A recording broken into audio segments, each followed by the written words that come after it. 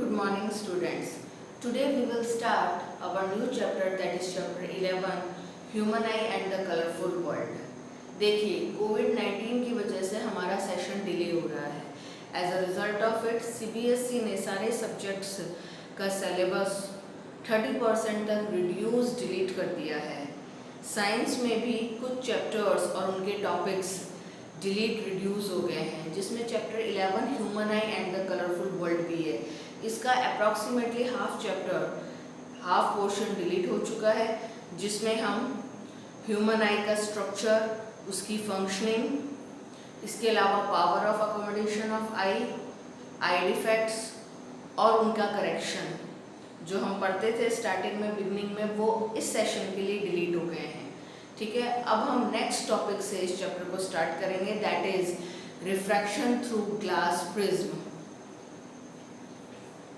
Now first of all I will tell you what is glass prism. Glass prism क्या होता है? देखिए, glass prism आप board पे देख सकते हैं. Glass prism is a solid structure made up of glass bound by 5 surfaces.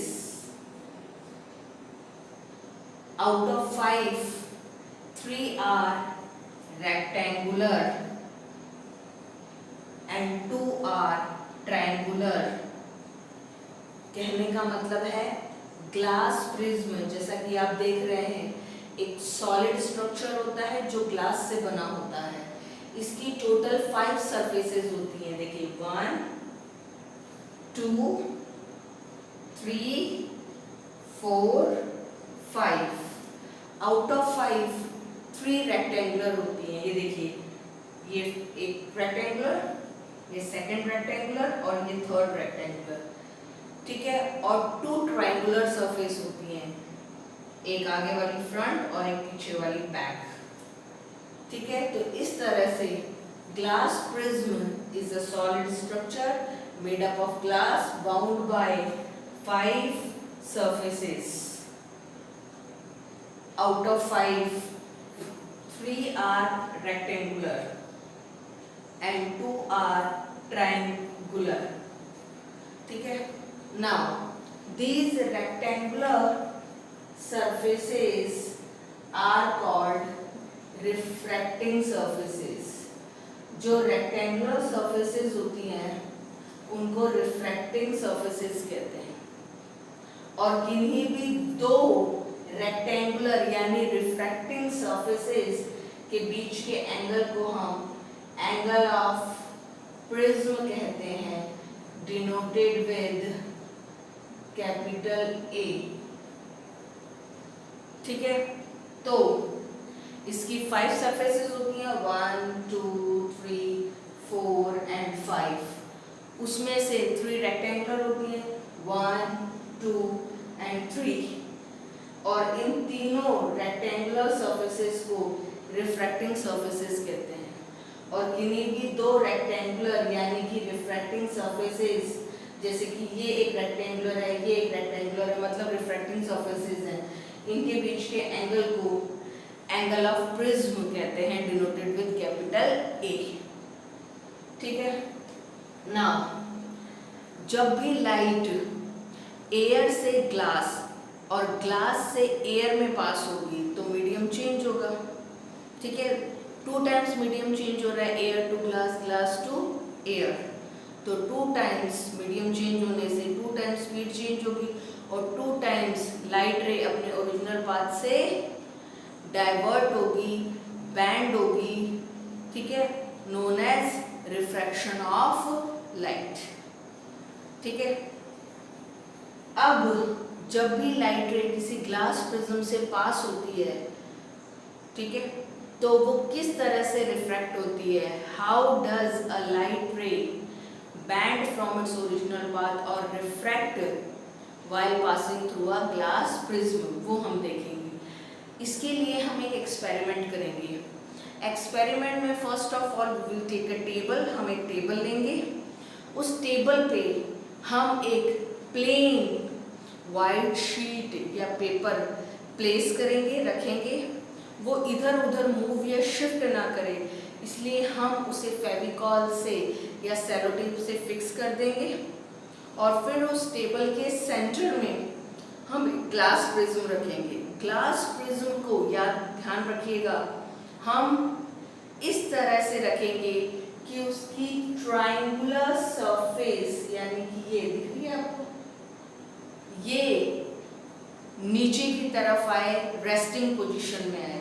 मतलब ग्लास प्रिज्म को आपको खड़ा नहीं रखना, आपको उसको लेटा के रखना है और इस तरह से उसे प्लेस करेंगे कि उसकी ट्रायंगुलर सरफेस रेस्टिंग पोजीशन में नीचे की तरफ आए और फिर हम उस ग्लास प्रिज्म को थोड़ा प्रेस करेंगे और पेंसिल से उसकी आउटलाइन ड्रॉ करेंगे। तो ऑब्वियस है, जब उसकी ट्रायंगुलर सरफेस नीचे रेस्टिंग पोजीशन में आ रही है, यानी नीचे वाली सरफेस जो उस टेबल पे है वो ट्रायंगुलर सरफेस है, तो जब आप उस ग्लास प्रिज्म की पेंसिल से आउटलाइन ड्रॉ करोगे तो आपको इस तरह का एक ट्रायंगल या यूं कहूं इक्विलेटरल ट्रायंगल मिलेगा, जिसको हम लेबल करेंगे एज ABC। ठीक है, उसके बाद नेक्स्ट स्टेप, तो आपने ग्लास प्रिज्म को इस तरह से लेटा के रखा ऑन द टेबल कि उसकी ट्रायंगुलर सरफेस रेस्टिंग पोजीशन में नीचे की तरफ आई, फिर पेंसिल से उसकी आउटलाइन ड्रॉ किया आपने ABC। अब आपको क्या करना है, टुवर्ड्स द साइड AB जाकर हमें दो identical same to same iron pins place करनी है। ठीक है, ऐसे कि जब आप उनको ज्वाइन करो तो आपको एक स्लैंटिंग ऑब्लिक लाइन मिले जो ऑब्लिकली गिर रही हो साइड या सरफेस AB पे, जैसे कि यहाँ है, देखिए आप, टुवर्ड्स द साइड AB दो identical same to same all pin fix की गई P और Q पॉइंट पे, ऐसे कि जब उन्हें ज्वाइन किया गया तो एक स्लैंटिंग तिरछी ऑब्लिक लाइन मिली जो किस पे ऑब्लिकली गिर रही है, साइड AB या सरफेस AB पे। फिर आपको क्या करना है, फिर आपको अपोजिट साइड AC की तरफ जाना है। ठीक है, और थोड़ा झुककर ग्लास प्रिज्म के थ्रू PQ पॉइंट पे लगी दोनों ऑल पिन्स के फीट की इमेज को देखते हुए उनके सीधे सीधे AC की तरफ दो ऑल पिन और फिक्स करनी है। ठीक है, तो आपने PQ पॉइंट पे दो ऑल पिन फिक्स की टुवर्ड्स द साइड AB। फिर क्या करना है, आपको AC साइड की तरफ जाना है, ठीक है, यानी अपोजिट साइड की तरफ, और वहां जाकर झुककर ग्लास प्रिज्म के थ्रू PQ पे लगी ऑल पिन्स के फीट की इमेज को देखना है, जो आपको यहीं कहीं दिखेंगी।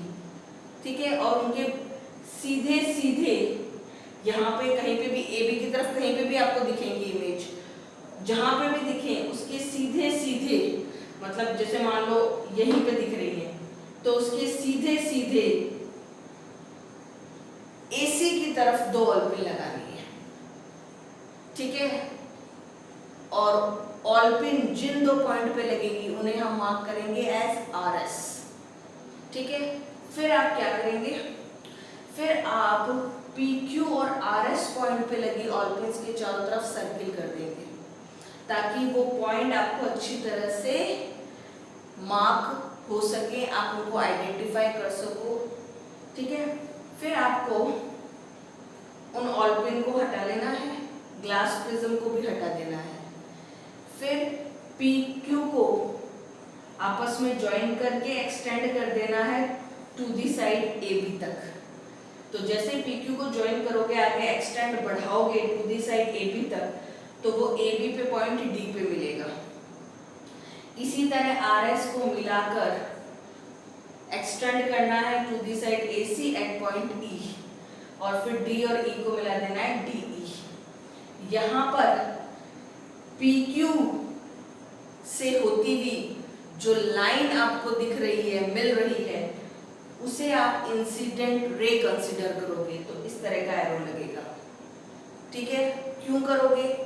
ऑब्वियस है, क्योंकि पी क्यू ऐसे दो पॉइंट थे जहां सबसे पहले आपने दो identical same to same all pin लगाई toward the side A B, और फिर साइड ए सी की तरफ से ग्लास प्रिज्म के थ्रू इन्हीं दो ऑल पिन की फीड की इमेज को देखते हुए आपने आर एस लगाई। यानी पी क्यू पे लगी दो ऑल पिन दो ऑब्जेक्ट की तरह थी, और ऑब्जेक्ट साइड से जो रे आती है आप उसे क्या कंसिडर करोगे? इंसिडेंट रे, यानी ये इंसिडेंट रे है। ठीक है, जो कि साइड ए बी या यूं कहूं ग्लास प्रिज्म की रिफ्रैक्टिंग सरफेस, ये रिफ्रैक्टिंग होगी यानी ये रेक्टेंगुलर सरफेस होगी। ऑब्वियस है, कैसे? क्योंकि जिस सरफेस पे ये लेटा हुआ है वो तो ट्रायंगुलर है, और उसके जस्ट ऊपर वाली भी ट्रायंगुलर होगी, क्योंकि ट्रायंगुलर आगे पीछे या ऊपर नीचे होंगी, और साइड की ये और ये, ठीक है, और ये क्या होंगी? Rectangular surfaces, refracting surfaces. तो इसका मतलब ये ट्रायंगुलर होगी जिसपे ये लेटी हुई है, इसके जस्ट ऊपर भी ट्रायंगुलर ही होगी, और साइड की तीनों सरफेसेस रिफ्रैक्टिंग रेक्टेंगुलर सरफेसेस होंगी। तो इट मींस PQ एक इंसिडेंट रे है which is falling obliquely. PQ एक इंसिडेंट रे है जो कि ऑब्लिकली तिरछी गिर रही है किस पे? ग्लास प्रिज्म की रिफ्रैक्टिंग या रेक्टेंगुलर सरफेस AB पे। गिरते ही उसका मीडियम एयर टू ग्लास हो रहा है, मीडियम चेंज हो रहा है तो स्पीड भी चेंज होगी, और लाइट अपने ओरिजिनल पाथ, ये लाइट का ओरिजिनल पाथ है, उससे बैंड हो जाएगी। ठीक है, जब लाइट अपने ओरिजिनल पाथ से बैंड हो जाती है, known as refraction of light. इसका मतलब यहाँ पर क्या हुआ? रिफ्रैक्शन, और ये हो गई आपकी रिफ्रैक्टेड रे। तो दिस इज रिफ्रैक्टेड रे, ये इंसिडेंट रे, और D पॉइंट ऑफ इंसिडेंस, क्योंकि इसी पॉइंट पर PQ incident ray obliquely fall incident गिर रही है, और गिरते ही मीडियम चेंज, स्पीड चेंज, तो ये ओरिजिनल पाथ से बैंड हुई, known as refraction of light, and this is refracted ray. अब DE रिफ्रैक्टेड रे है जो ऑब्लिकली गिर रही है second refracting surface, rectangular surface पर। ठीक है, गिरते ही मीडियम फिर से चेंज हो रहा है ग्लास टू एयर, तो स्पीड फिर से चेंज होगी, और लाइट अपने ओरिजिनल पाथ से, ये ओरिजिनल पाथ है, इससे बैंड हुई। ठीक है, तो सेकेंड टाइम रिफ्रैक्शन हुआ, तो ये हो गई सेकेंड रिफ्रैक्टेड रे, जिसे आप एमर्जेंट रे भी कह सकते हो, क्योंकि ये फाइनली एमर्ज आउट हो रही है ग्लास प्रिज्म से। तो इस तरह से लाइट जब ग्लास प्रिज्म से पास होती है तो एयर टू ग्लास और ग्लास टू एयर जाती है, तो मीडियम 2 टाइम्स चेंज, तो स्पीड 2 टाइम्स चेंज, और लाइट 2 टाइम्स अपने ओरिजिनल पाथ से बैंड करती है, तो 2 टाइम्स रिफ्रैक्ट होती है। E भी पॉइंट ऑफ इंसिडेंस कंसीडर होगा, क्यों? क्योंकि E वो पॉइंट है जिसपे DE ऑब्लिकली इंसिडेंट फॉल हो रही है, मीडियम अगेन चेंज हो रहा है, स्पीड चेंज हो रही है, और ओरिजिनल पाथ से ये बैंड हो रही है। नाउ D और E जैसे पॉइंट्स ऑफ इंसिडेंस पे हम इमेजिनरी परपेंडिकुलर लाइन ड्रॉ करेंगे।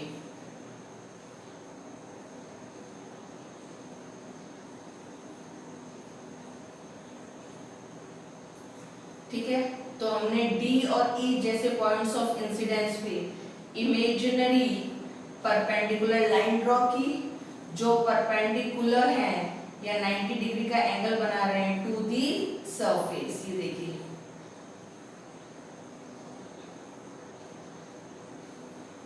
और इसे हम क्या कहेंगे, नॉर्मल। तो आप खुद देख सकते हैं कि इंसिडेंट रे PQ जो ग्लास प्रिज्म की रिफ्रैक्टिंग सरफेस AB के पॉइंट D पर ऑब्लिकली फॉल करते ही मीडियम चेंज हुआ, स्पीड चेंज हुई और ओरिजिनल पाथ से बैंड रिफ्रैक्ट हुई। कैसे बैंड और रिफ्रैक्ट हुई, ये देखो, ओरिजिनल पाथ से बैंड और रिफ्रैक्ट हुई नॉर्मल की तरफ। ऐसा इसलिए हुआ क्योंकि इंसिडेंट रे PQ जैसे ही ग्लास प्रिज्म की रिफ्रैक्टिंग सरफेस AB के पॉइंट D पे ऑब्लिकली गिरी तो मीडियम एयर टू ग्लास हुआ। और मैंने आपको बताया है एयर ऑप्टिकली रेयर मीडियम होता है, ग्लास ऑप्टिकली डेंसर मीडियम होता है। तो लाइट ऑब्लिकली रेयर से ऑप्टिकली डेंसर मीडियम में गई, ठीक है। ऑप्टिकली रेयर से जब डेंसर मीडियम में जाती है तो लाइट की स्पीड ज़्यादा से कम हो जाती है, डिक्रीज हो जाती है, और लाइट की स्पीड जब डिक्रीज होगी तो वो अपने ओरिजिनल पाथ से बेंड होगी टुवर्ड्स द नॉर्मल। और फिर DE जो बैंड रे है, रिफ्रैक्टेड रे है, जब AC रिफ्रैक्टिंग सरफेस के पॉइंट E पर ऑब्लिकली फॉल करती है, इंसिडेंट करती है, तो उसके लिए ये इंसिडेंट रे मानी जाएगी। और गिरते ही फिर से मीडियम चेंज हुआ glass to air, optically denser to rare, ठीक है। तो स्पीड कम से ज्यादा हो जाएगी, इंक्रीज। एज अ रिजल्ट ये अपने ओरिजिनल पाथ से बैंड हुई और इस तरह रिफ्रैक्ट हुई, ठीक है, यानी नॉर्मल से दूर गई। आप खुद देखिए, ओरिजिनल पाथ से इस तरह बैंड रिफ्रैक्ट हुई और नॉर्मल से दूर गई, अवे फ्रॉम द नॉर्मल। क्यों? क्योंकि स्पीड इंक्रीज हुई। क्यों? क्योंकि light ray glass to air गई, ऑप्टिकली डेंसर टू रेयर गई, स्पीड कम से ज्यादा हुई, इंक्रीज हुई, इसलिए ओरिजिनल पाथ से बैंड रिफ्रैक्ट हुई अवे फ्रॉम द नॉर्मल, ठीक है। नाउ अब इंसिडेंट रे और नॉर्मल के बीच में जो एंगल है that is called angle of incidence. Refracted रे और नॉर्मल के जो बीच में एंगल है एंगल ऑफ रिफ्रैक्शन। उसके बाद एमर्जेंट रे और नॉर्मल के बीच में जो एंगल है एंगल ऑफ एमर्जेंस। तो देखिए, नॉर्मल और इंसिडेंट रे के बीच का angle angle of incidence, refracted रे और नॉर्मल के बीच का angle angle of refraction, emergent रे और नॉर्मल के बीच का एंगल एंगल ऑफ एमर्जेंस। और ये वो एंगल है जो दो रिफ्रैक्टिंग सरफेसेस के बीच में बन रहा है, that is angle of prism denoted with capital A। Now अब आपसे कोई क्वेश्चन ये पूछे कि ये तो समझ में आ गया कि जब light air to glass prism और ग्लास प्रिज्म टू एयर जाती है तो मीडियम 2 टाइम्स चेंज होता है, optically rare to denser, denser to rare. तो एक बार स्पीड डिक्रीज होती है, as a result light original path से बैंड होती है टुवर्ड्स द नॉर्मल, और एक बार स्पीड इंक्रीज होती है, इसलिए लाइट ओरिजिनल पाथ से बैंड होती है अवे फ्रॉम द नॉर्मल, ठीक है। लेकिन ये बताइए कि इन टोटालिटी में लाइट अपने ओरिजिनल पाथ से कितना डिग्री बैंड हुई? भाई 2 टाइम्स तो बैंड हुई towards the normal and away from the normal, लेकिन टोटालिटी में पूरी टोटल कितना डिग्री ये अपने ओरिजिनल पाथ से बेंड हुई। तो देखिए इसे कैलकुलेट और मेजर करने के लिए समझिए, ये आपकी ओरिजिनल इंसिडेंट रे थी, ठीक है। PQ आपकी ओरिजिनल इंसिडेंट रे थी जिसका ओरिजिनल पाथ ये था। इस पाथ पे ना जाकर ये 2 टाइम्स रिफ्रैक्ट हुई और ऐसे गई, मतलब जिसको ऐसे जाना था वो 2 टाइम्स रिफ्रैक्ट होके ऐसे गई, ठीक है। तो एमर्जेंट रे को आप पीछे की तरफ एक्सटेंड करो तो आपको ये एंगल मिलेगा, ये है angle of deviation denoted with capital D, जो ये बताता है कि जिस इंसिडेंट रे का ओरिजिनल पाथ ये था वो 2 टाइम्स रिफ्रैक्ट बैंड होकर इतना डिग्री बैंड हुई फ्रॉम ओरिजिनल पाथ और ऐसे गई, ठीक है। तो जिस इंसिडेंट रे का ये ओरिजिनल पाथ था जिसको ऐसे जाना था, 2 बार मीडियम चेंज हुआ, 2 बार स्पीड चेंज हुई, 2 बार बैंड रिफ्रैक्ट हुई, एज अ रिजल्ट जिसको ऐसे जाना था वो इतना डिग्री टोटल बैंड रिफ्रैक्ट होके ऐसे गई। तो टोटल इतनी डिग्री का डेविएशन आया फ्रॉम द ओरिजिनल पाथ, जिसको ऐसे जाना था वो 2 टाइम्स बैंड रिफ्रैक्ट होके इतना डिग्री डेविएट होके ऐसे गई। तो ये टोटल डिग्री डेविएशन है, ठीक है। Now next point, angle of incidence यानी कि ये प्लस एंगल ऑफ एमर्जेंस यानी कि ये, इन दोनों एंगल का sum angle of prism plus angle of deviation के इक्वल होता है, यानी इन 2 एंगल का सम इन दोनों एंगल के सम के इक्वल होता है। ये दोनों एंगल का सम इन दोनों एंगल के सम के इक्वल होता है, ठीक है। नाउ नेक्स्ट पॉइंट, जब भी कोई इंसिडेंट रे जैसे कि PQ ग्लास प्रिज्म के रिफ्रैक्टिंग सरफेस पर ऑब्लिकली फॉल इंसिडेंट गिरती है तो मीडियम चेंज हो रहा है, एयर टू ग्लास, ऑप्टिकली रेडर टू डेंसर, तो स्पीड चेंज होगी, डिक्रीज होगी और वो अपने ओरिजिनल पाथ से बैंड होगी टुवर्ड्स द नॉर्मल। ये तो हमें पता है, as well as towards the base of the prism, वो नॉर्मल के तरफ तो जाएगी, ठीक है। ओरिजिनल पाथ से बैंड होकर नॉर्मल की तरफ तो जाएगी, प्रिज्म के बेस की तरफ तो जाएगी। आप खुद देख सकते हैं, ये इंसिडेंट रे है, ये इसका ओरिजिनल पाथ है, इससे बैंड होकर नॉर्मल के तरफ गई और प्रिज्म के बेस की तरफ भी गई। So this is all about refraction through glass prism. इसको आप फिर से अपने नोट्स और बुक से स्टडी कीजिएगा, ठीक है। Thank you, have a nice day.